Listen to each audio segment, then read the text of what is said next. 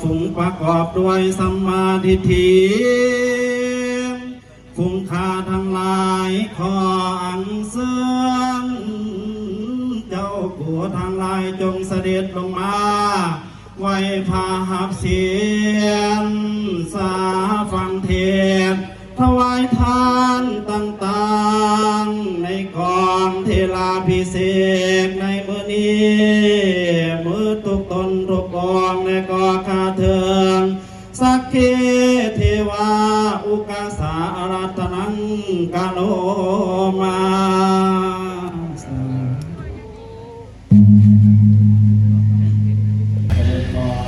สุขสบายดีพ่อแม่พี่น้องเป็นมิตรสหายทั้งหลายมื้อนี้ข้าพเจ้าซ่องฮักคนลาวได้ถือโอกาสที่ได้นำพาพ่อแม่พี่น้องมาท่องเที่ยวหรือว่ามางานอภิเษกพระวัดป่าวังสร้างเนาะมื้อนี้ก็เรื่องราวที่เป็นยังไงก็ข้าพเจ้าFCทั้งหลายเข้าไปชมได้เนาะไปพี่น้องเดี๋ยวเราเข้าไปข้างในกันเนาะนี่คือสถานที่อันศักดิ์สิทธิ์พระพุทธรูปพันปีเนาะเดี๋ยวบัญชีเข้าไป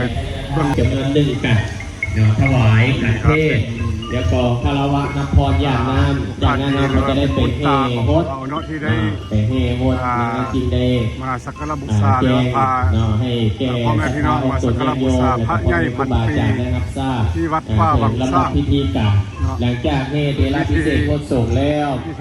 พิเศษโคตรส่งตูบโคตรแล้วก็จะได้ครับศรัทธาออกตนญาติโยมสำหรับพระอาจารย์สมบูรณ์วีระวงศ์ก็จะได้ถวายบาตรสีนอกผ้าบาตรสีอาจารย์สมบูรณ์ก็จะได้กล่าวอนุโมทนาขอบอกขอบใจ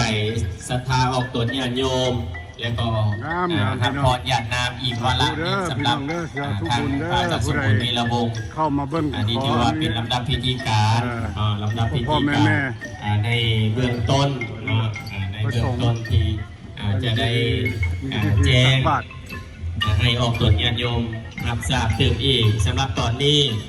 ขอเรียนเชิญเจริญพรออกตรวจญาติโยมในไซบาตในไซบาตไปเรื่อยๆเด้อแขกผู้ใหญ่แล้วก็ท่านผู้นำเพิ่นเข้ามาร่วมพิธีงานยิ่งใหญ่อลังการพ่อแม่พี่น้อง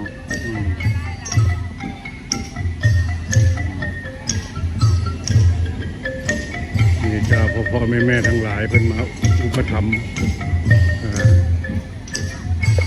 พระใหญ่พันปีอายุ2 องค์ 3 องค์ 4 องค์ 5 องค์อยู่นี่เนาะเป็นพระใหญ่รถวิโก้2043ให้ยายรถเทเดอร์พาพ่อแม่พี่น้องไปจงแขกบางคนไปน้องอาหารเขาเพิ่งได้มาเหยียบใส่กับขบวนพิธีรับพิเศษพุทธสงฆ์จะได้มาหาเสพมโหรีของน้องๆฉะนั้นรถวิโก้2043รถผู้ใด20432043เด้อ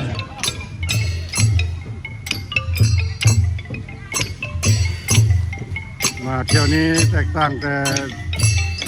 สุดก้อนหลายพ่อแม่พี่น้องในการพัฒนาในการบูรณะสอนสถานที่ปฏิบัติธรรมเป็นสถานที่ท่องเที่ยวไปในโตเวลา8 โมงเราจะได้เริ่มเข้าสู่ลำดับพิธีเนาะฉะนั้นก็ขอแจ้งในเกศศรัทธาออกผลญาติโยมเจ้าภาพเจ้าศรัทธาทุกคนทุกท่านได้เกี่ยวเข้ามาสู่สถานที่เนาะในเวลา8 โมงเด้อศรัทธาออกผลญาติโยมจะได้เกี่ยวเข้าสู่ลำดับพิธีนี่ครับบรรดาพ่อแม่เพิ่นมาทำบุญเนาะแล้วก็มาร่วมงานวันนี้ก็มีศรัทธาออกผลญาติโยมโดยเฉพาะประเด็นทางการนำทางแผ่นดินจากสวยงามแท้พ่อแม่พี่น้องมื้อนี้มาเป็นเจ้าภาพมันพ่อแม่พี่น้องทั้งหลายจำนวนหลายท่านที่ได้เกียรติเดินทางมาเป็นเจ้าภาพเป็นศรัทธาสบายดีโอ้สายบุญทางคนหงเนาะ สายบุญทับบุญโฮงมาฮอดแล้ว ไปบุญบ้านน้ำแย้ง สายบุญบ้านน้ำแจ้งอ้าวเจริญพรญาติโยมสถานที่สวยงามแล้วเดี๋ยวนี้พี่น้องเอ้ย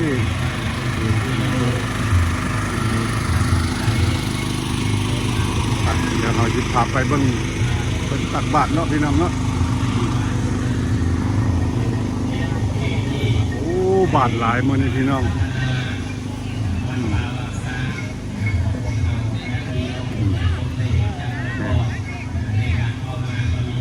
ที่ตักบาตรท่านผู้นำพ่อแม่ประชาชนเขตบ้านนี่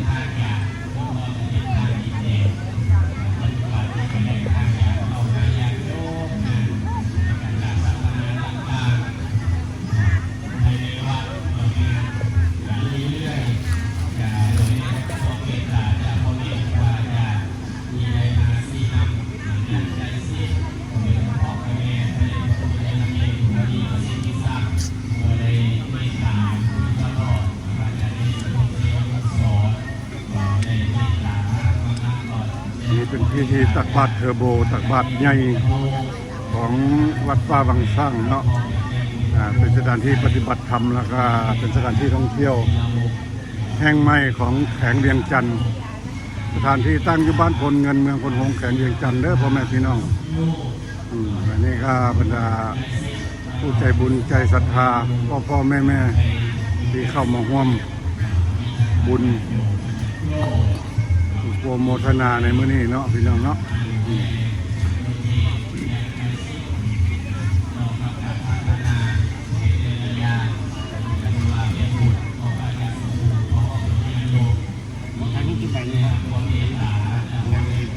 ต้องสร้างความรักแล้วก็แล้วก็มัน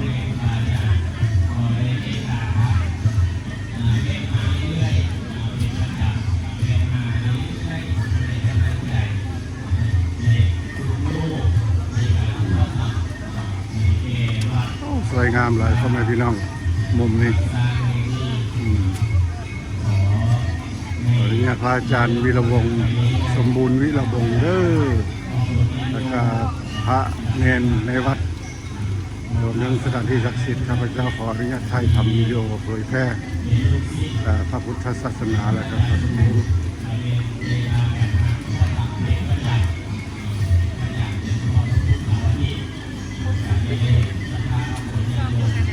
คนหลาย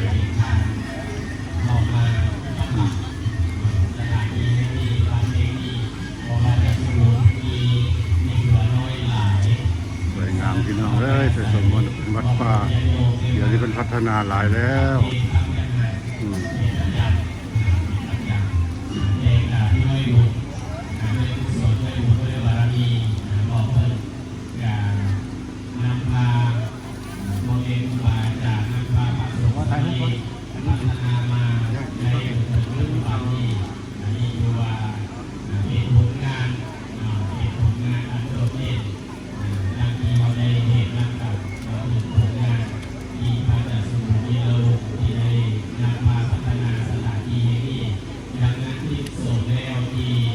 มื้อนี้เป็นวันอาทิตย์เป็นวันอาทิตย์ที่26 เดือน เน้นต้องในมันเน้นต้องใน2026บรรดาพ่อแม่ทั้งหลายมีแต่สายบุญทั้งนั้นพ่อแม่พี่น้องถ้าผู้ใดได้เบิ่งคลิปนี้ก็ขอโปรโมทนาบุญเด้อเพราะว่าที่อยู่ทางนั้นภายในและก็ต่างประเทศ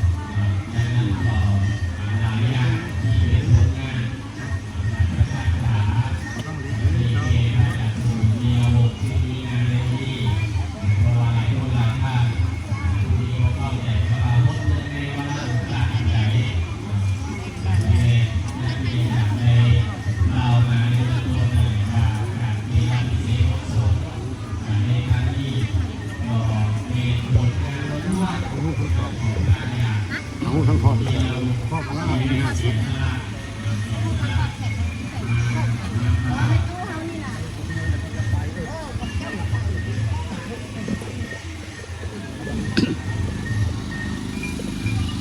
าเข้าไปหาเบิ่ง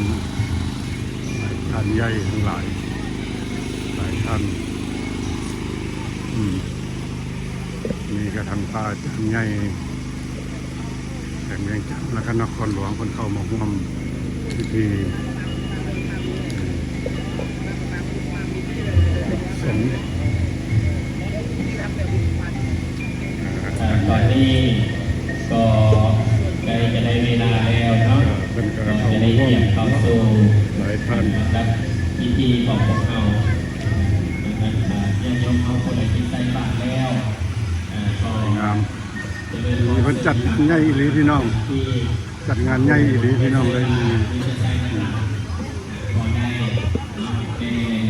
ที่จริงแล้วพ่อแม่ครูบาอาจารย์ก็จะให้ใส่บาตรไปเลยแล้วยังยมที่ช่วยใส่บาตรเนาะก็จะเริ่มพรได้ใส่บาตรไปเรื่อยๆเพราะว่าพิธีของพวกเราจะไม่ได้จะยุติการใส่บา ช่ ต ว ร งนี้เขาจัดพิธีใหญ่ตลอดพระอาจารย์สมบูรณ์ พิเศษพระสงฆ์เนื่องจากว่าพิธีในครั้งนี้ก็ได้รับความเมตตาอันสูงจากพระเดชพระคุณอย่างใหญ่ในรองประธานสูงกล่าวกับพุทธศาสนาสัมพันธ์ในประเทศลาวจำนวนหลายองค์ที่เป็นในเมตตามาเป็นองค์โพองค์ใจเป็นเนื้อนาบุญแต่ขอเนื่องด้วยเวลาที่พระเดชพระคุณก็ได้มีกิจนิมนต์หลายงานดังนั้นจึงจะได้พักจรเวลาเข้าตื่นเพื่อให้สอดคล้องและเหมาะสมในพิธีของพวกเราในครั้งนี้ เดี๋ยวจะพาไปเบิ่งโรงทานเนาะพี่น้องเนาะก็เอาไว้เบิ่งกันบุไปโรงทานกับสิบุครบกันเนาะ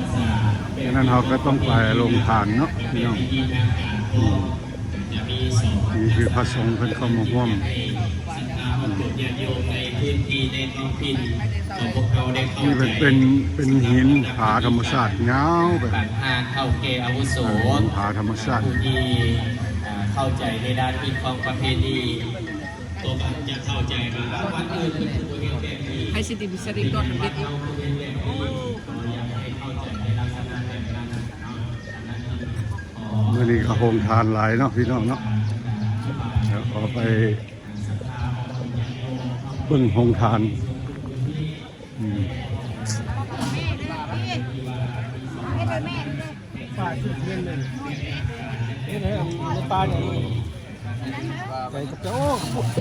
เฟื่อเนี่ยแซ่บเฟื่อเนี่ย แซ่บหลายเฝยโฮงทานบ้านใดนี่โฮงทานบ้านใดนี่โฮงทานวัดป้าเลยไว้บอกโฮงทานประจำวัดป้าเลยบอก ทานประจำบ้านป้า โดยสบายดีทุกคน สบายดี ขายเฝอเนาะ บ้านมาจากบ้านคุณเงินบ้านคุณเงินวงซาง ทานวัดป่าสบายดีทุกคนซอยหลวงน้ำข้าวซอยรวมน้ำตาเด้อ ของทานนี้เขาปุ้นบ่นี่เนาะ ข้าวซอย เขาซอยบ่โอ้ ข้าวซอยหลวงน้ำ สา ตา ธุบุญเด้อสาธุบุญเด้อพี่น้องเด้อ เด้อจุดดังเด้ แห อ มสุดดำเด่นคนว่า แล้วก็ปิดหน้าเอาได้เด้อ นี่ขายดีพี่น้องขายดีอิ่มบุญอิ่มใจเนาะ บางโรงทานเหมือนแล้วก็ทำได้ถ่ายรูปจัง จะต้องถ่ายไว้ได้จากได้โรงทานหมดก้อนเลย บางที่ทานหมดแล้ว สบายดีสบายดีทุกคนนี่เป็นพี่น้องบ้านพ่อแม่บ้านเฮาเนาะสาธุบุญเด้อของทานบ้านใดนี่นะนี่เด็กเดี๋ยวเราบอกโอ้มาไก่นวัฒนครหลวงสาธุบุญเด้อ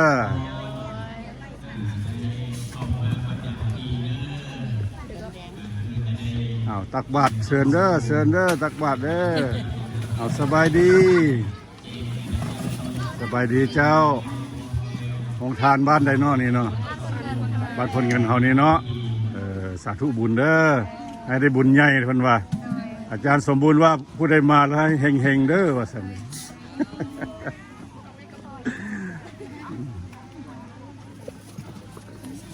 อันนี้แม่นอย่างข้าวต้มขนมบ่ ขนมหงมก โอ้ขนมห่อหมกพี่น้อง ทานบ้านพลเงินอ้าวสบายดีขายน้ำเนาะโรงทานบ้านใดนี่นะ อันหงทานประจอมข ปลาจอมคำบ้านใดเนาะพลเงินนี่บ่ ำขึ้นมาตะเบียงที่ มาตะเวียงบ่อ๋อปลาจอมคำเนาะ ประจอมขำติดเจ้าภาพใหญ่ โดย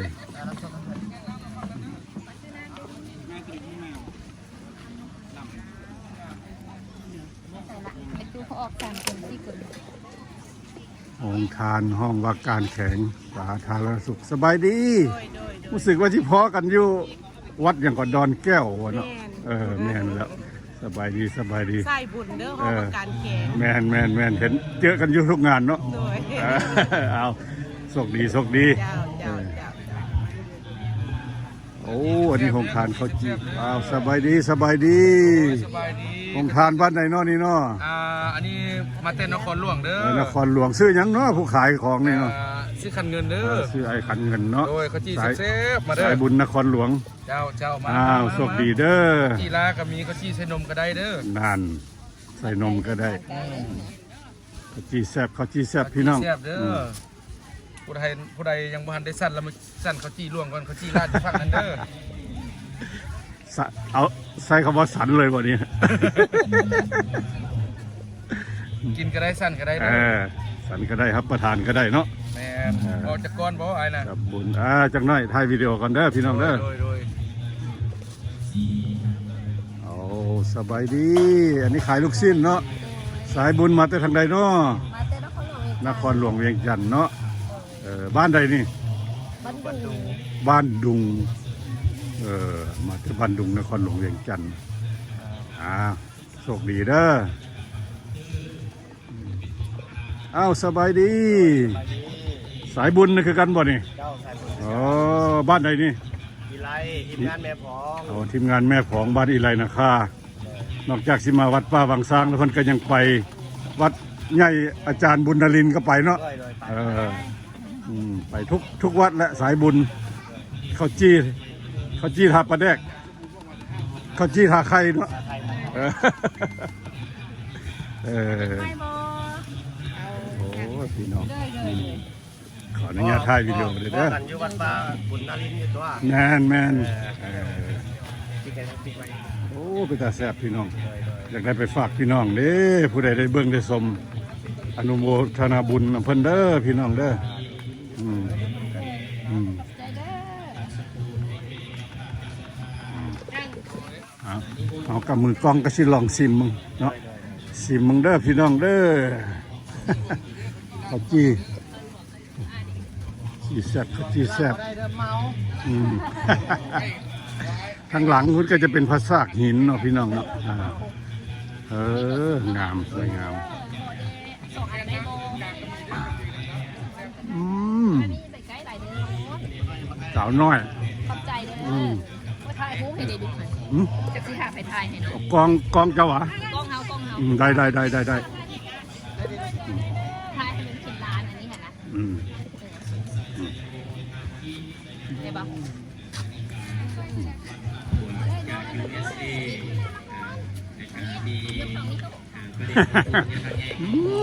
สันหักเนาะหลานน้อยก็ได้เนียมกล้องยิ้ม เอ้ยยก2 นิ้วอีก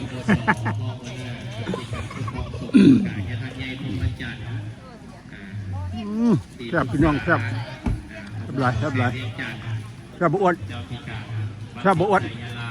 เอากินให้เบิ่งนะกินแบบแซ่บๆให้เบิ่งนะฮ้อนเลยแซ่บบ่สุดยอดจากทองรอดมหาวงปาจารย์ในเป็นเนื้อนาบุญจากพระธาตุอมสเมืองจันทโจนิมนต์ครูบาอาจารย์ให้อมสแข่งพระอาจารย์ทองเสริมสีบุญเมืองพระอาจารย์เกียรติสุสีบุญเมืองคณะ วัดป่าดังๆพระอาจารย์เกศพระอาจารย์ลินมาห่วมเบิด ส่งพระอาจารย์พรพิโลมนิมนต์อะไรนี่มีคนคอมเมนต์ครูบาอาจารย์ ไปพวกเราไปพิธีทำพิธี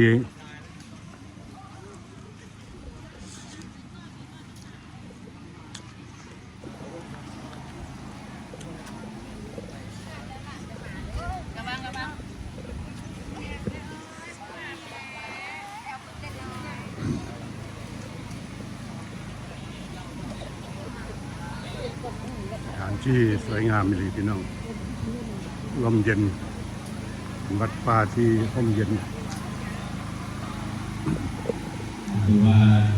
พ่อแม่ครูบาอาจารย์พระมหาเถระวิโรจน์ก็ได้เมตตาได้ขึ้นสู่อาสมต่อยาเป็นที่ไม่มาเพื่อความพร้อมการภาวนาในโลกไปแนวในเบื้องต้นสำหรับพิธีในครั้งนี้คือว่าเป็นงานเทราพิเศษพุทธสงฆ์แบบสามัคคีก็โดยเป็นลาภให้ประเมินการนำพักรักครอบครัวการนำพักรักท่านศูนย์กลางท่านแขวงพร้อมด้วยพ่อแม่ประชาชนรอบตัวโยมคณะศิษยานุศิษย์ของพระอาจารย์สมบูรณ์วิรวงศ์ที่ว่าในตอนนี้เราก็ได้พวกพ้องแล้วเนาะจากเป็นพวกพ้องแล้วก็จะได้ขออนุญาตนักพระออกตัวโยมได้เข้าสู่เวลาพิธีดังที่ได้กำหนดไว้ที่ได้แจ้งไว้ในเบื้องต้นดังนั้นผู้ใดที่ใส่บ้านก็ใส่ไปเรื่อยๆเนาะผู้ใดที่ก็พร้อมก็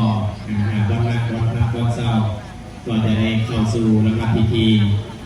ตอนนี้ที่เข้าสู่พิธีเทราพิเศษพจน์สงฆ์อาจารย์สมบูรณ์วีรวงศ์เลยเนาะพ่อแม่พี่น้องเนาะตอนนี้เพิ่นการงานเพิ่นก็พร้อมแล้วทั้งพระประธานแล้วก็พระคณะพระสงฆ์ที่สำคัญในแขวงเวียงจันทร์แล้วก็นครหลวงเพิ่นก็เข้าร่วมครบเลยเนาะตอนนี้เป็นพิธีบัญชีนั้นอันย่างมาหันกับเป็นพระอาจารย์วีรวงศ์อาจารย์สมบูรณ์วิรวงศ์เนาะนั่นเนาะนั่นน่ะเพิ่นกำลังเว้าอยู่นั่นแม่นเพิ่นแหละพระอาจารย์สมบูรณ์วิรวงศ์ขออนุโมทนาบุญนำพ่อแม่พี่น้องทุกคนเด้อที่จะเห็นวิดีโอนี้ขอให้ได้รับบุญและกุศลทั่วหน้า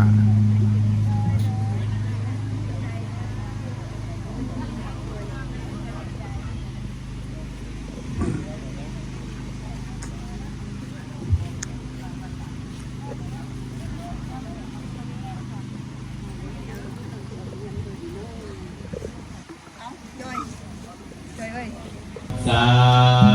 ธุอนุโมทามิน้อมไว้คุณพระศรีรัตนตรัยนั้นเป็นทุกข์ใจของพระศาสนาน้อมถวายความเคารพพระเดชพระคุณยานเยวันคำวงศาสุรินทร์รองประธานศูนย์กลางองค์การพุทธศาสนาสัมพันธ์แห่งประเทศลาวหัวหน้ากรรมธิการปกครองสงฆ์ศูนย์กลางน้อมถวายความเคารพพระเดชพระคุณยานใหญ่ปริญญาเอกพวงประเสริฐภูมิวงศ์รองประธานศูนย์กลางองค์การพุทธศาสนาพระเดชพระคุณยานใหญ่อธิปไตยไมตรีจิตรองประธานศูนย์กลางองค์การพุทธศาสนาสัมพันธ์แห่งประเทศลาวหัวหน้าห้องการบริหารงานศูนย์กลางองค์การพุทธศาสนาสัมพันธ์แห่งสปป.ลาวน้อมถวายความเคารพพระเดชพระคุณยานใหญ่บุญทวีประสิทธิทรัพย์รองประธานศูนย์กลางองค์การพุทธศาสนาสัมพันธ์แห่งประเทศลาวหัวหน้ากรรมธิการสาธารณอุปการศูนย์กลางน้อมถวายความเคารพพระเดชพระคุณยานใหญ่ปริญญาเอกดำรงพิมพ์จักรรองประธานศูนย์กลางองค์การพุทธศาสนาสัมพันธ์แห่งประเทศลาวหัวหน้ากรรมธิการต่างประเทศศูนย์กลางองค์การพุทธศาสนาขอน้อมนมัสการพระเดชพระคุณพระอาจารย์ใหญ่ในคณะประจำศูนย์กลางพศกรรมการศูนย์กลางพศนำของแฝงเวียงจันทร์ที่ได้มาเป็นเจ้าภาพเจ้าสภากองเทราพิเศษพุทธสงฆ์ในครั้งนี้ลำดับต่อไปขอถือเป็นเกียรติเจริญพรเชิญทางปริญญาเอกวีรวงศ์บุตรคำกรรมการศูนย์กลางพรรครองประธานสภาแห่งชาติในเกียรติขึ้นใจเทียนบูชาพระรัตนตรัยเพื่อเป็นบารมีให้แก่คณะเจ้าภาพเจ้าสภาขอเจริญพร ค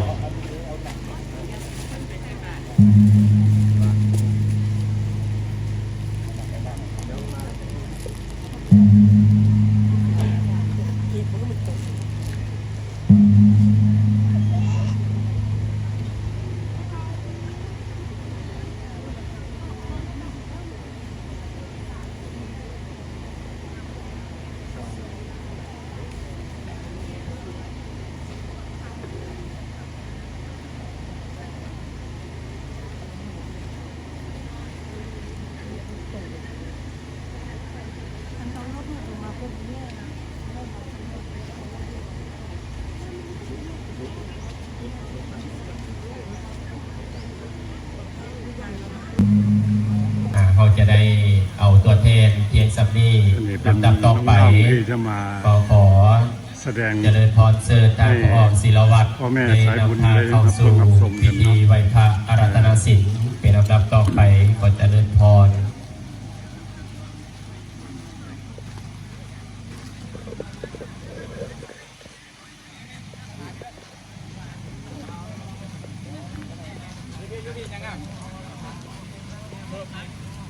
นี่เป็นคณะที่แห่ประสงค์เพื่อจะจัดพิธีอภิเษก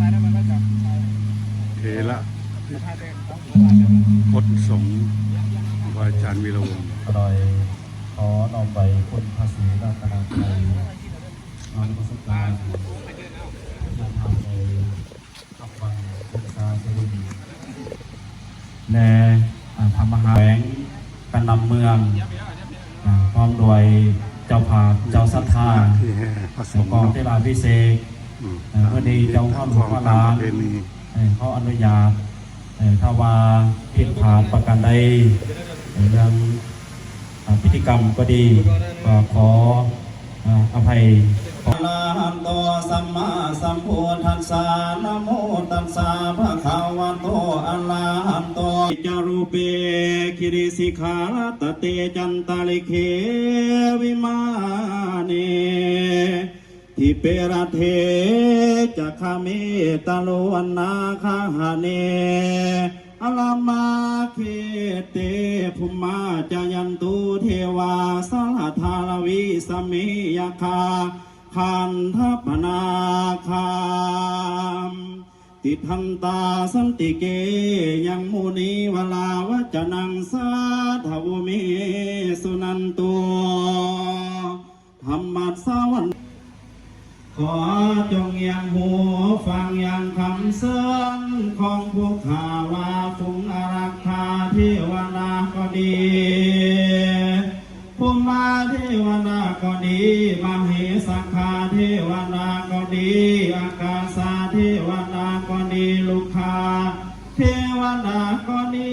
แต่เป้าหมายของเราไม่จางหากวันนี้นั้นจะเป็นวันสุดท้ายแต่เป้าหมายของเราไม่จางหายไปทานศีลภาวนาสร้างบุญทุกวันปลื้มใจลูกหลานยายยังไงก็รักเพียงบุญบางที่ใจก็สุขบางที่ใจก็ทุกข์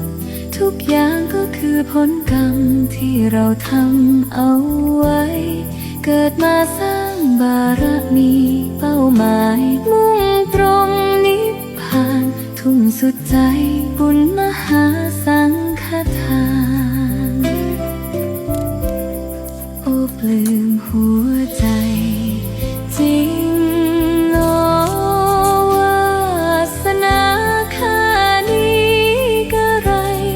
40,000 กว่าวัดเนื้อนาทั่วฟ้าแดนไทยทุ่มสุดใจบุญมหาสังฆทาน40,000 กว่าวัดที่เราได้ทำชาตินี้ปลื้มให้สุดหัวใจบูชาธรรมครูไม่ใหญ่ลูกพระธรรมรักกันและกันสร้างบุญเรื่อยไปลูกหลานยายยังไงก็รักเพียงบุญแต่ถ้าหากวันนี้นั้นจะเป็นวันสุดท้า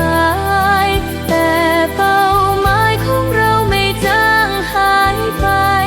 ทานศีลภาวนาสร้างบุญทุกวันปลื้มใจลูกหลานยายยังไงก็รักเพียง